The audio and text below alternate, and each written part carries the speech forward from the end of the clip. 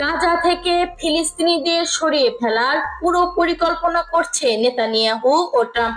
ইসরায়েলের প্রধানমন্ত্রী নেতানিয়াহু ও যুক্তরাষ্ট্রের প্রেসিডেন্ট ডোনাল্ড ট্রাম্প হোয়াইট হাউসের বৈঠক করেছেন। এখানে তারা আবারও গাজা উপত্যকা থেকে হাজার হাজার ফিলিস্তিনিকে জোরপূর্বক অন্যত্র পাঠানোর বিতর্কিত পরিকল্পনা নিয়ে কথা বলেছেন। ট্রাম্প দ্বিতীয় মেয়াদে ক্ষমতায় আসার পরই বিতর্কিত এই পরিকল্পনার ঘোষণা দিয়ে বিশ্বব্যাপী ব্যাপক সমালোচনার মুখে পড়েছেন। ইসরায়েলের উগ্রবাদী প্রধানমন্ত্রী নেতানিয়াহু সাংবাদিকদের বলেন, যুক্তরাষ্ট্র ও ইসরায়েল একসঙ্গে কিছু দেশের সঙ্গে কাজ করছে যাতে ফিলিস্তিনিদের ভবিষ্যৎ ভালো হয়।